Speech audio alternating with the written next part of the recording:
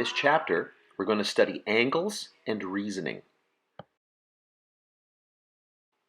In this lesson, we're going to look at polygons and the sum of the angles in a polygon.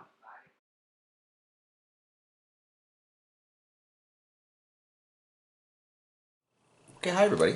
So in this lesson we're going to look at polygons, okay? And there's two different types that we're going to look at. We're going to look at regular and irregular polygons.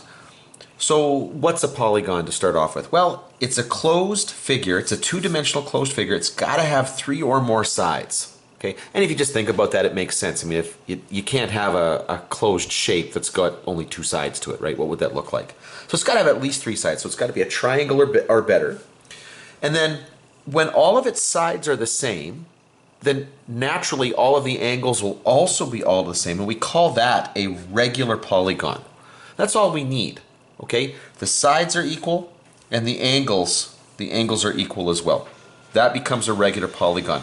So if you've got a polygon that doesn't follow that, then it is an irregular polygon, right? It's not a regular polygon. It's got to be irregular. Now, you're already somewhat familiar with that.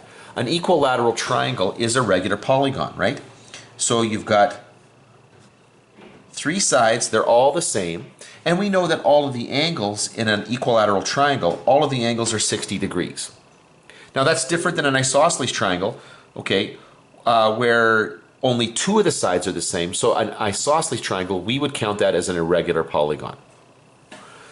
Now, just like with a triangle, we know automatically that all the angles in a triangle, when you add them up, all the interior angles are going to add up to 180 degrees. It turns out that with polygons, you get a very similar sort of a pattern there. Now, we're going to start by looking at regular polygons because it's a little bit easier to kind of get your head wrapped around what's going on here. And notice what we're going to do here.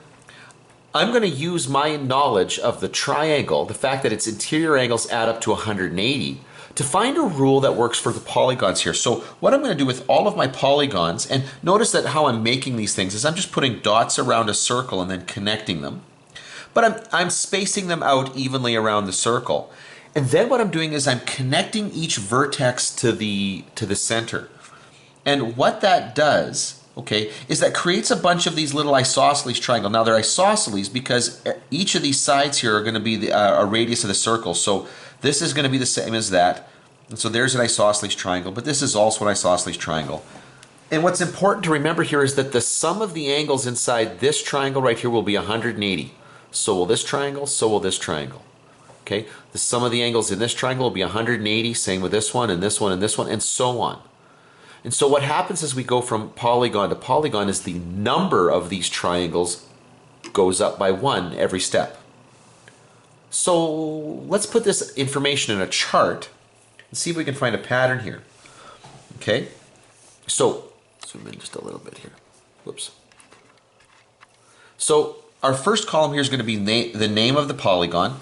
Then we're going to have the number of sides, the measure of each of the central angle here. Now, by central angle, what we're talking about here is going to be the angle that we get on the inside here. Now, bear in mind that all the way around the circle should be 360, so all three of these should add up to 360, but they're all going to be equal. So if I want to figure out the size of any one of these angles, I just have to divide 360 by 3. Here I would divide 360 by 4, 360 by 5, and so on. And so we can fill in, let's fill in these two columns right here. So the number of sides and a measure of the central angle here. So a triangle's got 3 sides, I divide by 3, I get 120. Square's got 4 sides, I divide by 4, I get 90. A pentagon has got 5 sides, 360 degrees divided by 5, and I just go off to the side here, and I'm going to get 72 degrees. A nonagon has got 9 sides, which means I'm going to take 360 degrees and I'm going to divide by 9 off to the side here, and I will get 40 degrees. A dodecagon has got 12 sides, so it's going to be 360 divided by 12, and I know what the answer is, but I'm going to just do it over here anyway, just to make sure, and the answer is 30 degrees. So if you've got an n-sided polygon, it's got n sides, then the measure of that central angle is going to be 360 degrees divided by n. That's the pattern that we've established. So let's go, what's this next column here? The measure of the base angles of the isosceles triangle. So what we're talking about here are the measures of these angles right here. Well, what I'm going to do is I know that the angles in a triangle, okay, add up to 180, and I already know that angle at the center of the circle here. So what I'm going to do is I'm going to take that angle away from 180 and divide what I'm left with by 2. 2 because there's two base angles and they will both be the same size here. So I'm going to take 180 minus that interior angle, that center angle, divide by 2. So here we go. This is going to be 180 minus 72 degrees divided by 2. Okay, so I'll just do my calculator. 180 minus 72 divided by 2. This is off to the side here. And I'm going to get 54 degrees. Here, this will be 180 minus 40 divide by 2. Okay, so off to the side here, 180 minus 40 divide by 2, 70 degrees. For the dodecagon, whoops, it's going to be 180 degrees minus 30 degrees divide by 2. So 180 minus 30 divide by 2. And so right here, if it's got n sides here, it's going to be 180 degrees minus 360 divided by n. And then we're going to divide that by 2. Okay? Now, if I divide by 2, I can actually take that and divide both of these terms by 2. I'm just going to simplify this just a little bit because I'm a little bit lazy here. 180 divided by 2 is going to be 90. And then 360 divided by n, well, it's just going to be 180 divided by n. Okay? So that's what the measure of the two base angles is going to be.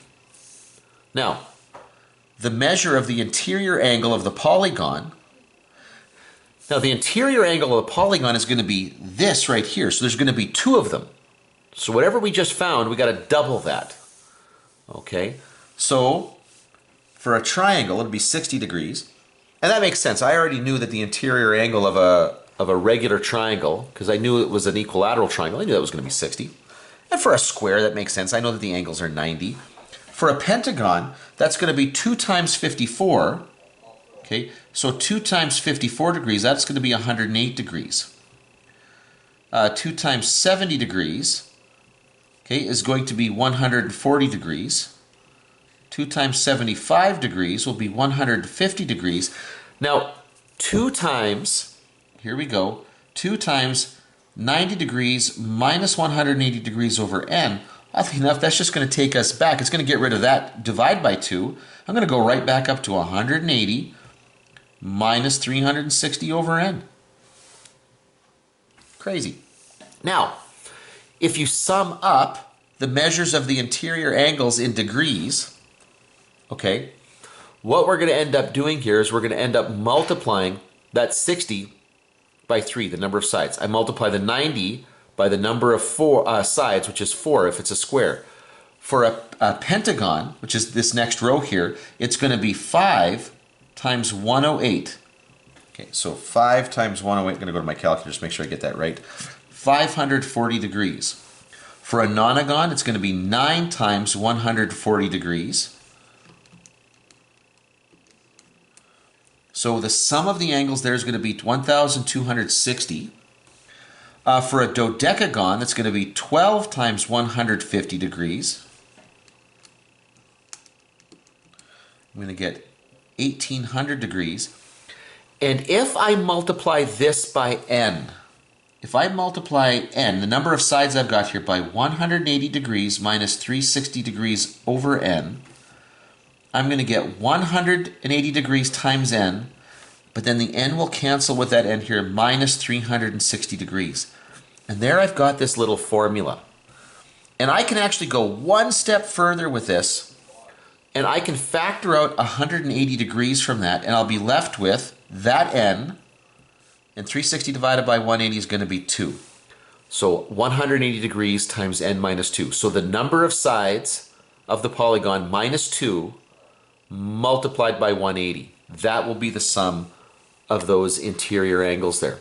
And in fact, that's what we get at the bottom here. You've just discovered the sum of the interior angles of an n-sided regular polygon, 180 degrees, multiplied by n minus 2, where n is the number of sides.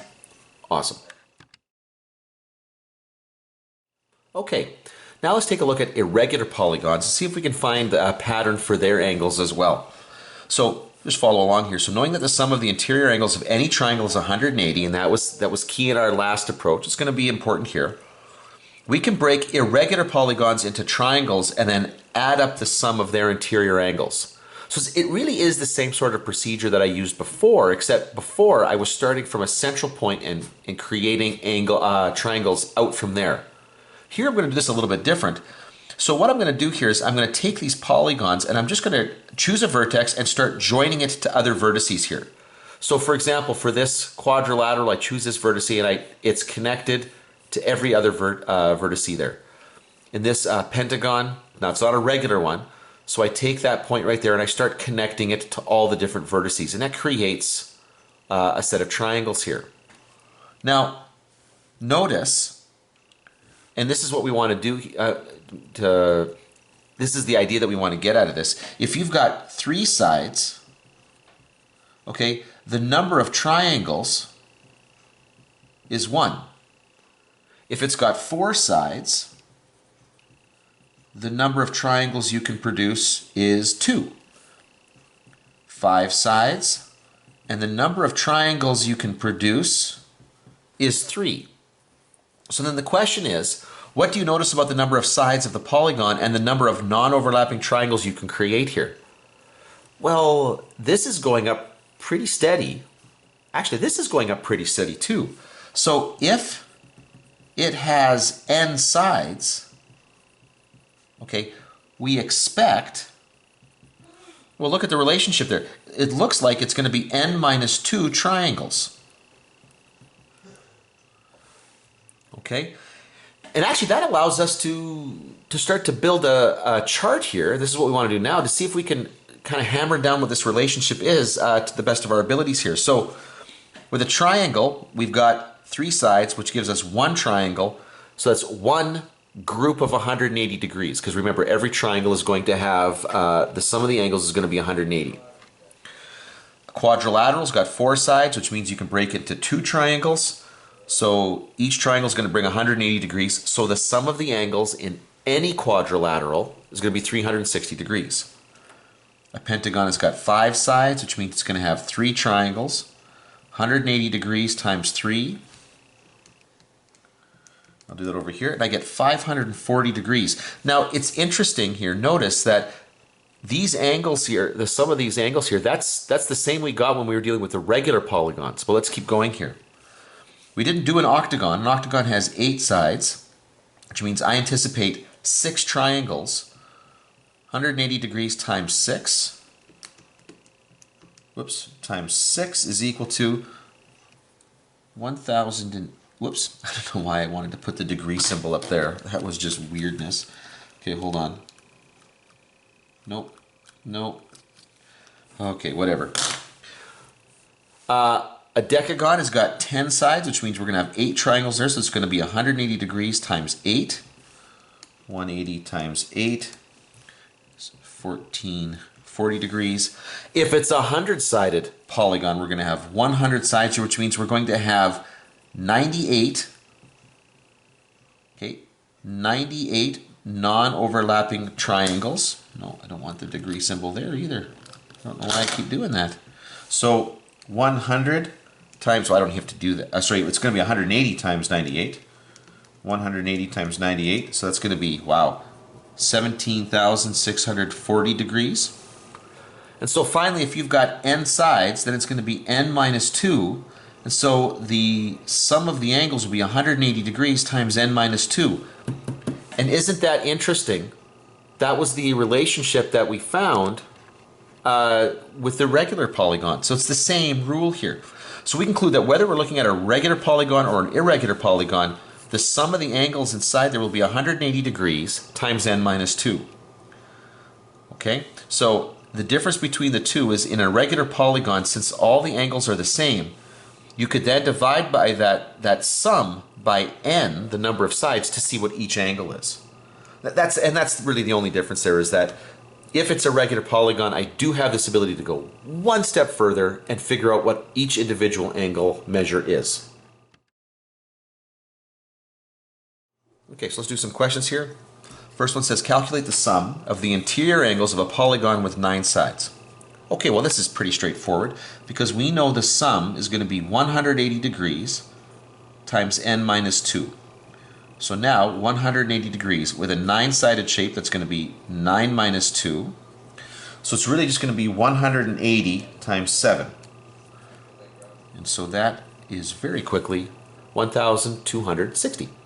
So this next question says, determine the number of sides of a polygon whose interior angles have a sum of 4,140. Okay, so in this case we're given the sum. So we know that the sum should be 180 degrees times n minus 2.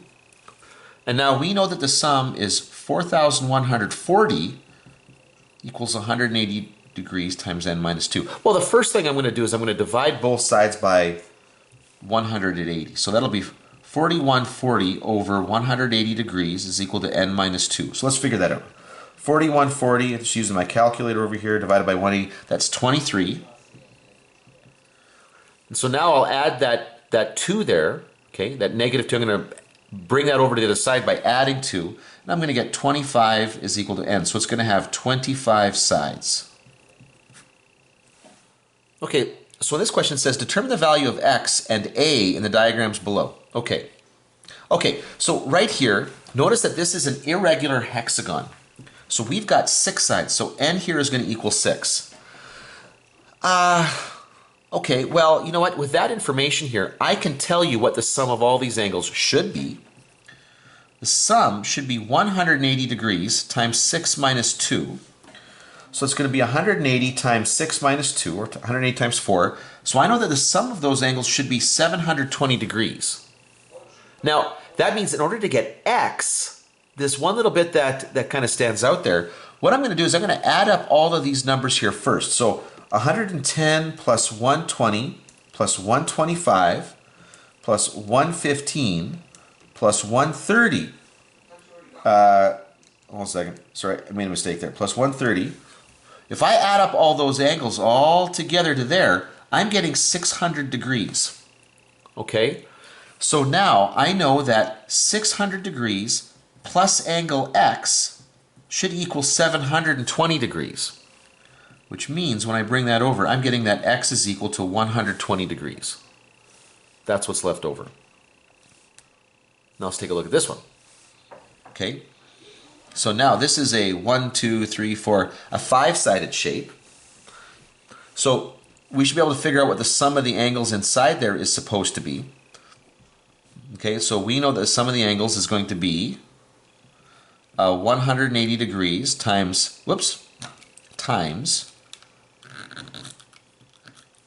whatever, 5 minus 2. So 180 times 3, really. So the sum of the angles in there should be 540 degrees. Okay. Well, I know a good chunk of these. I mean, I know 4 of them. What I don't know is this one right here. But I do know that these 2 angles right here should add up to 180. So for right now, I'm going to just call this one beta. Okay, I'm going to call that one beta there. Okay, so then we can say that a plus 20, okay, plus beta must equal 180. And then by moving stuff over, I know that beta, okay, when I move the 20 over, I'm going to get 160 minus a.